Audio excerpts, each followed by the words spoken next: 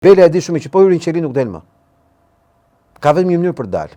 Ose mos hyjë duke u arratis, ose të futet dhe të shes Ramën. S'ka rrugë tjetër. Do të isha të thoja shkurt për herë të parë disa fjalë për atë çka ka ndodhur dhe atë çka është thënë në muajt e fundit. Kam marrë vendim personal me vullnet të lirë që të hesht për një çështje juridike, pasi unë besoj se çdo çështje juridike nuk zgjidhet as në mediat sociale, as në banaqet mediatike, por duhet ketë rrjedhën e saj, ashtu siç e parashikon kushtetuta, kodet apo ligjet në fuqi. Kam vendosur ndryshe nga shumë të tjerë të mos analizoj, të mos shaj anatemoj dhe të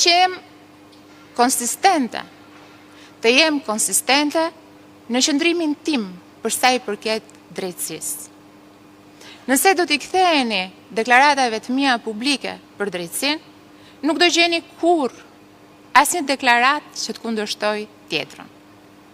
Unë besoj se drejtësia duhet të jetë e lirë dhe e pavarur. Unë besoj se drejtësia e re si produkt i reformës në drejtësi, si produkt i vizionit e Edi Ramës dhe të Partisë Socialiste, si produkt i një Shqipërie europiane, duhet të vazhdoj të jetë frymëzimi i këtij vendi, pasi ajo reform u krye për t'i kthyer besimin qytetarëve tek një drejtësi e drejtë dhe e pavarur. Dhe unë besoj te kjo drejtësi dhe nuk do më dëgjoni kurrë as ta lavdoj, kur ajo godet kundërshtarët e mi politik, pasi unë nuk kam kundërshtarë të tjerë, dhe as ta anatemoj kur kjo drejtësi mund të prek interesat e mi personal. Nuk do më dëgjoni kurrë që të përmend prokurorë e gjyqtar, pasi unë besoj që ata duhet bëjnë detyrën e tyre ashtu siç e kam bërë dhe unë. Dhe secili duhet jetë i lirë për të vendosur dhe për të gjykuar pa qenë indikuar nga gjyqjet publike, nga gjysmëvërtetat, nga të pavërtetat apo nga gënjeshtrat. Unë nuk kam dhe s'kam pasur kurrë lidhje me korrupsionin dhe nxis që hetimi që ka nisur prej muajsh ndaj meje dhe që nuk e kam penguar kurrë, as në pozicionin tim si ministër apo si zëvendës kryeministër dhe as në pozicionin tim si qytetar i lirë i Republikës Shqipërisë, të vijoj për të nxjerrë të vërtetën sipërfaqe. Unë nuk kam as 300, as 30 dhe as 3 apartamente. Nuk kam as 1, as 2 jate, nuk kam as limuzina, as helikopter dhe as avion. Por të gjitha këto janë pjesë e një gjyqi publik i cili fatkeqësisht bëhet me lehtësinë më të madhe në këtë vend, por për të thënë të drejtën, unë jam rritur me gjyqet publike. Dhe ndoshta kurrizi ma mban më mirë se kujdo tjetër gjyqin publik, pasi jam trajnuar dhe kalitur që e vogël. Unë di të bëj punën time, sigurisht se cili ka mënyrën e tij, jam munduar të bëj më të mirë, ndoshta mund ta bëja më mirë dhe këtë nuk e vë ndyshim fare. Por as nuk e kam penguar drejtësinë dhe as nuk do ta pengoj kurrë drejtësinë tek e cila unë besoj dhe të cilën e kam mbështetur si pjesë integrale e një Shqipërie europiane. Më vjen keq që situata ime personale ka krijuar vonesa në proceset jetësore që Ministria e Infrastrukturës dhe Energjisë duhet performoj. Më vjen keq që kam ngarkuar qeverinë shqiptare në këto muaj me një peshë që nuk e meriton, për shkak të gjithë rezultateve që kjo qeveri ka sjellë në këto 12 vite. Më vjen keq që është ndikuar qetësia juaj personale, e familjarëve tuaj, dhe padyshim më vjen keq për ditët dhe muajt e humbur në procese të rëndësishme që duhen çuar menjëherë përpara.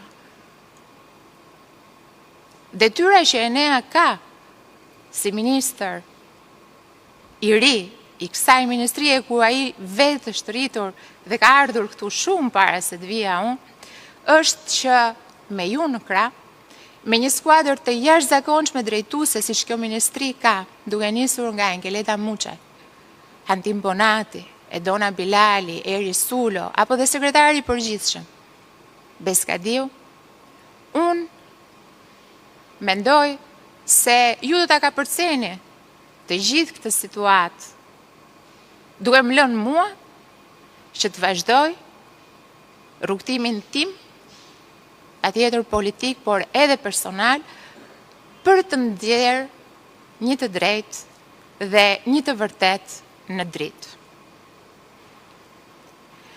Kemi transformuar së bashku sektorin energjetik. Çdo ditë, pavarësisht situatave, vetëm lajme të mira vijnë nga ai sektor dhe duket e pabesueshme se si një grush njerëzish, vetëm me dëshirën dhe vullnetin e mirë, ja kanë dalë që të ndryshojnë katërcipërisht realitetin energjetik shqiptar. Nga 45% humbje në më pak se 16 për të shkuar deri në nivelet europiane ashtu siç kemi premtuar. Kemi arritur të rrisim ndjeshëm kapacitetet prodhuese të vendit tonë, duke diversifikuar portofolin nga vetëm hidro në eolik dhe solar. Kemi arritur që të ngrem bursën e parë shqiptare energjetike, e cila gjatë vitit 2025 ka arritur të tregtojë 42% më shumë volume krahasuar me vitin 2024.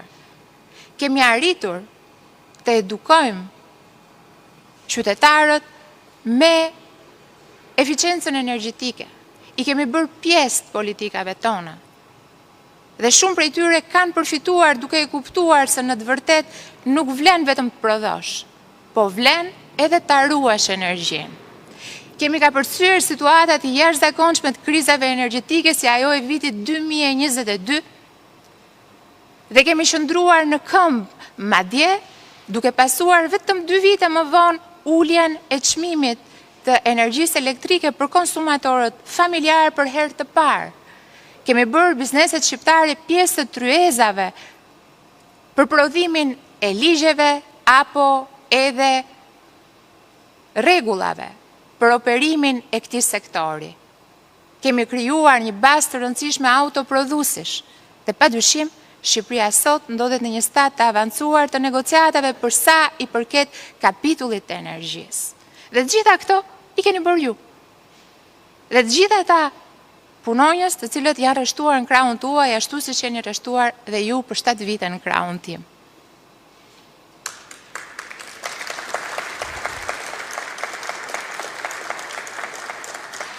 Kemi ndërtuar vepra të jashtëzakonshme, të cilat do të qëndrojnë aty tek vitet do kalojnë, dhe ju duhet ndjeni krenar për gjithë shka kemi arritur.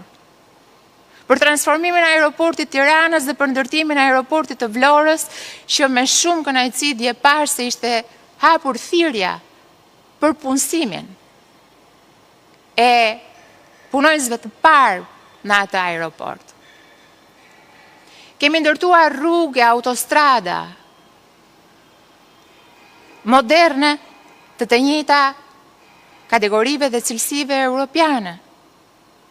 Kemi ndërtuar tunele të cilat nuk do t'i shkatroj as pika e ujit që tashmë zë vend në të gjitha portalet, kur shiu fillon të bjerë Dhe asgjë nuk do të fshi punën tuaj dhe gjithçka ju keni bërë deri më sot. Unë duhet përfitoj nga rasti që të falenderoj kryeministrin Rama për gjithë besimin dhe mundësinë që më ka dhënë në këto vite, por mbi të gjitha për shembullin që ka krijuar me mënyrën e tij të leadershipit.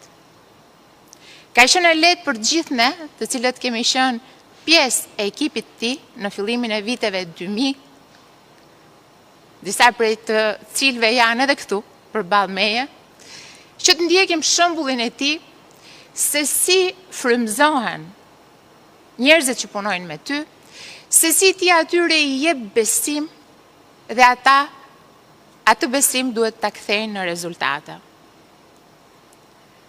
Jam munduar të ndjek shembullin e tij me ju dhe me gjithë ata që kanë punuar me mua në këto vite, dhe për të thënë të drejtën, është shkolla më e mirë, nga e cila kanë dalë drejtues të aftë, kanë dalë udhëheqës politik, frymëzues dhe padyshim njerëz të cilët e duan Shqipërinë dhe sakrifikojnë pa asnjë lloj dyshimi për të mirën e madhe. Në këtë vështrimin tim, Rama tashmë bën gjithçka që të mos kafshohet nga Bela, ku në projektin e Ramës është edhe azgjësimi i Belës. Si azgjësimi? Eliminimi. Eliminim fizik? Po. Edhe fizik? Po. Pse jo? Bela e ka ndorë Rama. Ai nuk ka vjedhur për vete. Ka vjedhur për vete për Rama. Ai nuk ka bërë asnjë veprim pa marrë lekë Rama dhe pa i dhënë urdhër Rama. Bela është problemi numër 1 që ka Rama sot. Dhe Rama mund të sa Erion Velia e dikur? Erioni. Çuni Erioni. Po që kishte që ka qenë problemi. Konsiderohet Erioni për det. E ti kanë çesa ndet me kohë. Ai hoqi qafe se kishte vetëm problem që kishte. Po pra. Po, ky është problemi i ri, që s'vjen nga Bela, vjen nga Amerika. Jo, ky është një problem që vjen. Është më i madh se sa problemi që kishte me Erionin domosdoshmë. Edhe, ky është një problem që vjen direkt nga Amerika për Ramën. Dosja e Belës është dosje ndërkombëtare, e cila po trajtohet me shantazhe.